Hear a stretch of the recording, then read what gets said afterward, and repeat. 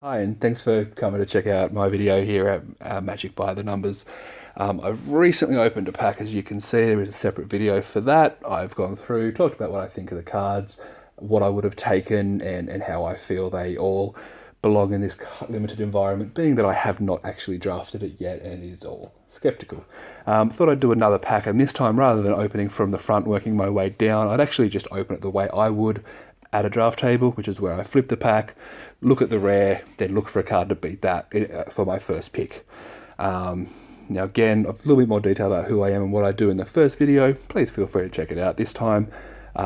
Quickly, I'm not a pro player. I am a casual or average to maybe slightly above average on a good day player. I do love playing aggro, but understand the quality of a good solid tempo play. But in saying that, I'll usually take a red card over a blue card when I have the opportunity.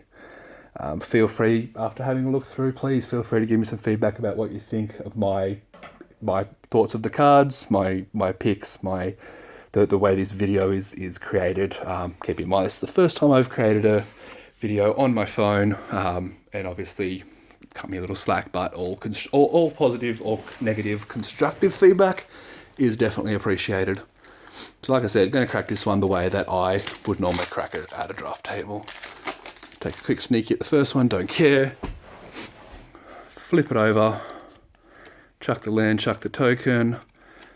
Flip cards are always exciting, and this one, Meld. Meld, I'm sure everyone who's looked at this set has an opinion on Meld, be it positive or negative. Basically the idea, you get some focus. You get a creature, which then when another creature is on the battlefield, they leave and come back as a merge card. Personally, I think these merge cards look terrible. I understand what they're trying to do, but if we just look at what's going on, I don't think it quite matches what I was hoping would happen with this meld ability when I first read about it. This part of the meld, basically unplayable if you don't have the other half, I think, unless you are going for the super aggro deck. The other half of the meld for this guy has the ability to bring stuff back from your graveyard, so it's definitely playable as a standalone. Again, looking at the rare, we pulled Sigarda's Aid. Now, luckily for us, we got a basically unplayable rare. I know there are people out there who would like to draft it and draft around it, and I apologise about this focus. Let's give this a second. So you may cast auras and equipments as though they had flash. Whenever an equipment enters the battlefield, you may attach it. Sure, in theory, I mean, a good deck you want to play maybe one equipment if it's worth it. I know in the current draft format you do have the True Faith Sense, which is fantastic in the right deck. Realistically, this card is not going to be a first pick by any stretch. Alright, looking through the pack. Next up we hit the uncommons, because they're usually the next strongest cards. Long Road Home, 1 and a white, exile target creature. At the beginning of your next end step, return that creature to the battlefield with a 1/1 counter on it. Not excited by this card. Definitely could play it, but I'm not going to take it first by any stretch. Going through now, I see red, which makes me happy. It's a 4-mana 5/3 that attacks each combat if able. It has Madness, 3 and a red. A card that I would play. I will admit I guarantee I'm going to play a handful of these over the upcoming limited format, but not taking it first. It's definitely not going to be the best of the cards that I believe will be available. Let's see. And final uncommon, Scour the Laboratory. 6 mana, draw 3 cards at instant speed. Look, that's okay. Again, not a blue player. Don't know the exact value of 3 cards for 6 mana, but the big thing is Delirium, which we knew from the old set is 4 cards. 4 or more card types amongst cards in your graveyard. You can reduce it by 2, so 4 mana for 3 cards. Now I know that's pretty great at instant speed. Jace's Ingenuity, I believe 3 cards for 5 mana instant speed was more than playable and definitely worth picking up in that format from what I understand. So you definitely look at playing this around a Delirium deck enough, probably not much else. Alright, firing through the commons. Desperate Sentry is a 1/2 for 3 mana. When he dies, you put a 3/2 colorless Eldrazi Horror onto the battlefield, and with Delirium, he gets +3/+, so making him a 4/2 in a Delirium deck. How good is that? I think it's fine. I think this card, I would probably look at picking it over most of the uncommons, definitely over the rare. I would put that in the top of the pile with the Laboratory Scour. The fact that it's a human does matter because there is a green-white humans deck based, I believe, based mostly in shadows, but there are definitely pieces in this set that will help out there.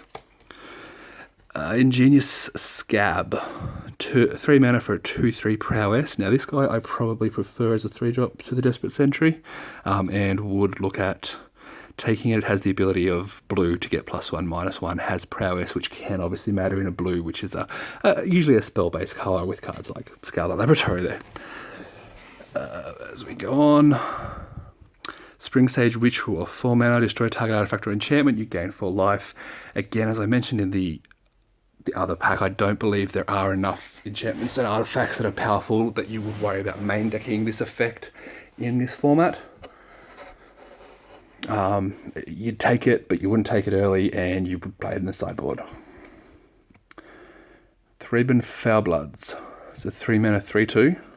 Lots of 3 mana guys in this pack. Here's Delirium, gets +1/+1 and has Menace. Reminds me of the unplayable 5-drop from Shadows, but obviously slightly playable because 3/2 for 3 isn't a terrible body. And Delirium, when you're looking for it, it's not hard to get. Grapple with the Past. This artwork, this card, pretty awesome. For those of you that don't know, it does bring back to when Shadows over Innistrad block card, which I don't actually know the effect. I wasn't playing in that set, but the artwork and the story behind it is pretty awesome. I definitely recommend checking it out. To 2 mana, put the top 3 cards of your library into the graveyard, and you may return a creature or land card from your graveyard to your hand. Now, green is one of the primary colours here in the Delirium deck, and that's what you're playing this for. You're not. I don't believe you're playing this for any effect other than in a Delirium deck. Yeah. Fogwalker. Fogwalker is a 2 mana 1/3. He has Skulk. When he enters the battlefield, target creature an opponent controls doesn't untap during its control's next untap step. Now, importantly with this card, it doesn't tap the creature. It's not the... don't actually know the name of it, the 2/3 from the previous set, which tapped the creature and kept it tapped down. Look, I believe it's fine, but it's definitely an issue if you're playing this on turn 2. You're on the play. Your creature's not going to have your opponent's not going to have a creature that this affects, and therefore it's just a 1/3 for 2, which is not unplayable by itself, but not exciting by any means. Borrowed Hostility, escalate 3. Escalate being an ability where you can pay more mana to make both effects or multiple effects happen on the card, kind of like Kicker, but different. 1 mana by itself, so you either have target creature getting +3 plus Overland a turn, target creature getting first strike. I actually played this in my sealed pre-release deck, and it was less exciting than I thought, but I still think that was more of a situational issue, and I believe this card is fine as a combat trick in the red deck. Cathar's Shield. I'm going to give you 2 seconds to read this, and I'm going to throw it away. And finally, we end with Thraben Standard Bearer, which is a 1 mana 1/1. Woohoo!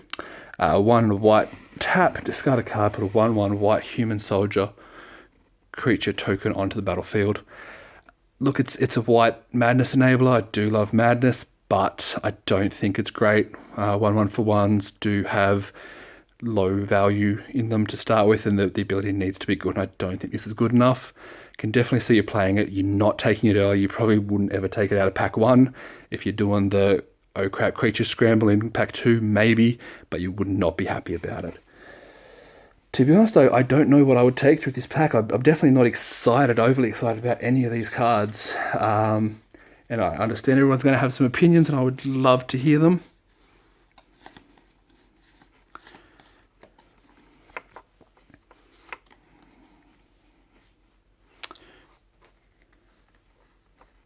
If I'm going to be completely honest, again, not knowing the strength of the archetypes as they move forward into this limited format compared to what they were in the last one, I could definitely look at a Thraben Foulblood as a very, very unexciting first pick. You'd be happy to switch off that pretty quickly. Otherwise, Scour the Laboratory is probably what I'm going to get yelled at for not instantly taking. I understand, as I said, Blue Mages do love to draw cards, myself not being a blue mage, I honestly don't know the value of 3 cards for 6 mana and would love to know what that is. Is it a slam first pick? Why are you even looking at these other cards, mate? Or is it something we need to have a discussion about? End of the day, those are the 2 cards I'd take. A very, very unexciting pack.